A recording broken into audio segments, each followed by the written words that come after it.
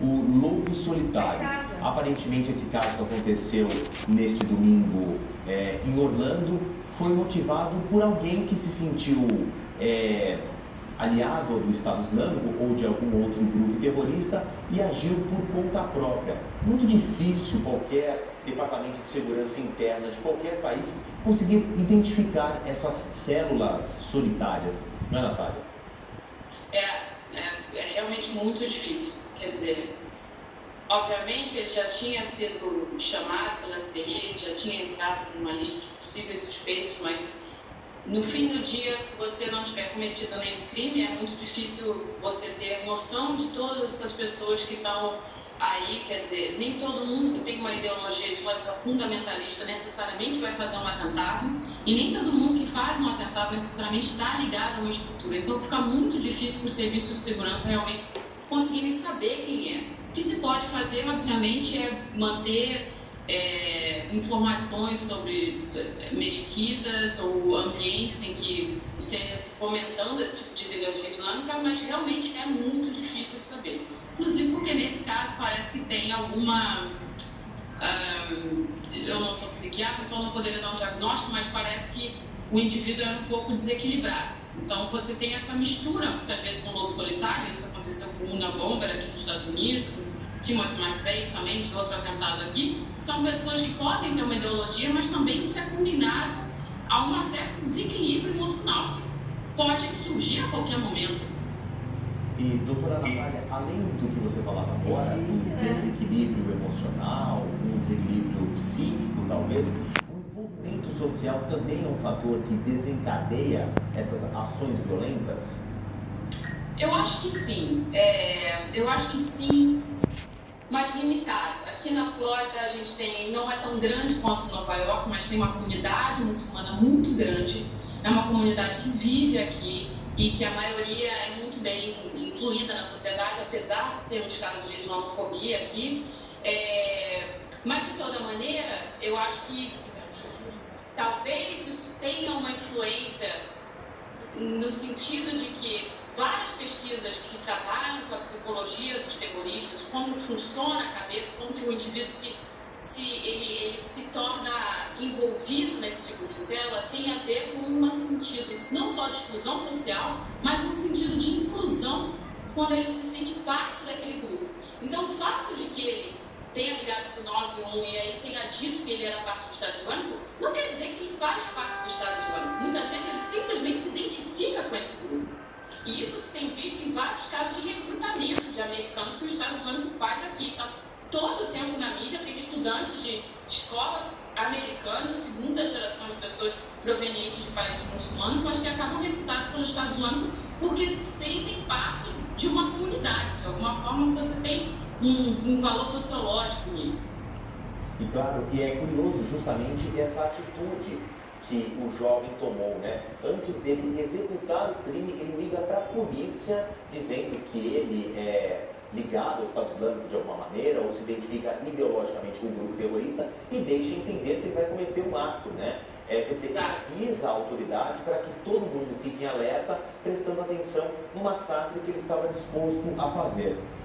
Certamente ao longo da semana a gente vai ter dois paralelos das notícias. Primeiro, a investigação do caso, quem são as vítimas, a identificação dos corpos e, obviamente, uma discussão política. Aliás, estamos em ano eleitoral nos Estados Unidos, já está muito claro quem serão os candidatos à Casa Branca. Por um lado, Hillary Clinton, outro lado, Donald Trump. E os dois partidos, historicamente, têm uma posição muito definida com relação de armamento aos cidadãos. O que a senhora vê? Como é que a senhora enxerga essa discussão política agora, que obviamente vai ficar muito mais inflamada por conta desse caso? Bom, eu acho que a questão do armamento, e que você tem que entender que provavelmente essa questão, eu duvido muito que seja uma bandeira que vai ser levantada pela Hillary nesse momento, porque é uma bandeira muito perigosa, porque a cultura americana é uma cultura, desde o começo da nação, muito ligada à cultura da arma. Essa cultura da arma, o direito de se ter arma para autodefesa está na Constituição americana, no Second Amendment da Constituição americana. E está na Constituição americana porque a nação americana inteira foi feita em cima da filosofia de autopreservação. de direito natural. Então, essa cultura que existe aqui é muito arraigada. Então, nesse momento, a Hillary entrar com um discurso de vamos tentar fazer isso é um passo muito perigoso. Por outro lado, você pode ter certeza que o Donald Trump vai querer capitalizar com o que aconteceu agora, porque a grande polarização dos dois partidos é com relação à imigração e com relação à assimilação ou não de muçulmanos. Então, tem várias coisas que estão acontecendo ao mesmo tempo. A Flórida já estava super polarizada, porque o casamento gay tinha sido aceito em 2015, em janeiro de 2015. Isso já tinha criado uma polarização muito grande no estado.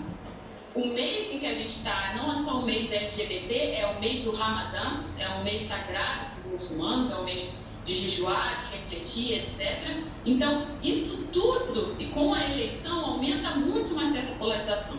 Então, eu realmente acredito que nos próximos dias isso vai ter muita consequência e ressonância, que eu até acredito que, a meu ver, eu não tenho como fazer uma previsão, mas esse indivíduo, para mim, parece um lobo solitário.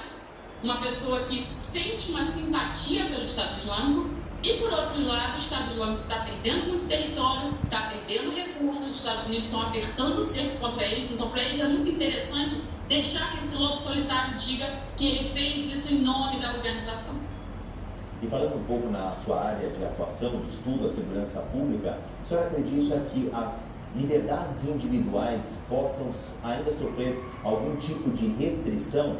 O FBI, o governo americano de uma maneira geral, ele passou a monitorar essas pessoas que têm algum traço, algum perfil de serem uma ameaça iminente. O próprio jovem que executou esse crime, ele já havia sido interrogado 2 vezes, ele estava numa lista, mas acabou sendo liberado pelo FBI porque os testes ou o depoimento que ele deu não o levava a uma crença de que ele fosse realmente cometer esse crime. Mas, de qualquer maneira, fica claro que as autoridades continuam um monitoramento muito firme, pesado, muito próximo às atitudes da população. A senhora acredita que isso vai aumentar, mais pessoas possam entrar nessa lista de potenciais ameaças americanas? Eu acho que já tinha aumentado em termos de políticas práticas, em termos de segurança de aeroportos, segurança de fronteiras, já tinha aumentado com os atentados recentes na Europa, na França e na Bélgica, o que a gente chama aqui de racial profiling. Então, as pessoas que são muçulmanas, sendo ou não fundamentalistas, acabam sofrendo uma maior escrutínio público, não só da sociedade, mas também do governo.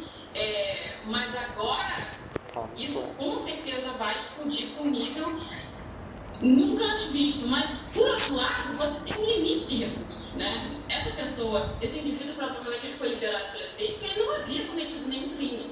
E se você vai ver pessoa por pessoa, cada lobo solitário, cada pessoa que tem alguma ideia fundamentalista, não tem governo que possa fazer isso. Então, o problema do lobo solitário é que, por mais que você quebre todos os direitos individuais, que você monitore toda a sociedade, você ponha todos os recursos, essas pessoas são muito difíceis de se identificar e de se prever quando elas vão fazer esse tipo de ato. Porque é um ato que ele não requer um planejamento coletivo. Eu não sei o que aconteceu, talvez ele possa ter planejado isso, ter acordado um dia e ter tido um surto e ter resolvido fazer isso. Então, é muito complicado se prever. Obviamente já criou uma cultura de medo, de terror. Flórida ainda era um lugar que se sentia um pouco imune a esse tipo de medo, porque normalmente aconteciam no norte dos Estados Unidos, e agora a consequência vai ser essa. Vai ter uma cultura do medo muito difícil, porque por mais que você coloque recursos para seguir essas pessoas, você não pode ficar monitorando todas as pessoas que possam vir a fazer isso. E, doutora Natália, o caso deste domingo deixa 2 comunidades bastante evidentes. Os homossexuais, que foram as vítimas do ataque, e a comunidade islâmica, uma vez que esse rapaz fazia parte do islamismo, era evidentemente um seguidor do islamismo. A comunidade LGBT, por sua vez, já saiu às ruas, pediu uma vigília, está tendo nesse momento uma pequena aglomeração em frente à Casa Branca para pedir providências e cuidados às minorias. Mas, pelo outro lado, a comunidade islâmica ela não se manifestou. Isso não pode ser um problema? Parece que deixam os muçulmanos ainda num gueto, em silêncio, e como se eles não pudessem vir à tona para se defender. É verdade. No entanto, eu acho que tem dois fatores aí. O primeiro é que, sem dúvida, o Islã, de uma forma geral, assim como muitas outras religiões, não vê com bons olhos o homossexualismo. Obviamente, Islã é uma construção social. Não existe uma religião chamada Islã que é homogênea, que é unificada, que é toda igual. O Islã tem várias vertentes de interpretação que se misturam com várias culturas. Então, um indivíduo que estudou fora e que é de classe média alta em Marrakech não vai ser a mesma coisa de um senhor que planta alguma coisa no interior da Argélia, tá? E isso se reflete na comunidade islâmica aqui. Os muçulmanos aqui têm níveis muito diferentes de integração, níveis diferentes de seguir os preceitos, etc. E isso acaba dificultando muito você conseguir ter uma voz unificada.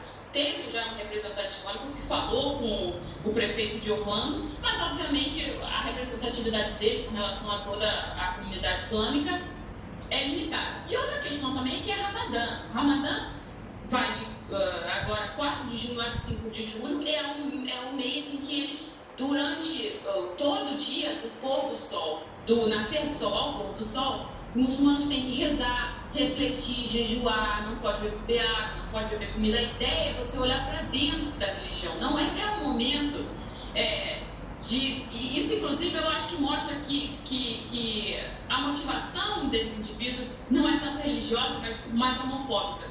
Porque me impressiona muito que alguém tenha feito isso durante um período de Ramadã. Então, por essas duas questões, eu acho que... E também pela islamofobia. É muito difícil ser um muçulmano nos Estados Unidos de hoje. E na Flórida, que tem um grande eleitorado republicano e tem muita gente que apoia o Donald Trump e que não gosta de muçulmanos. A islamofobia aqui é grande. Então, é muito difícil você conseguir se posicionar muito firmemente. Professora doutora Natália Arroyo, muito obrigado pelos seus esclarecimentos e até uma próxima oportunidade.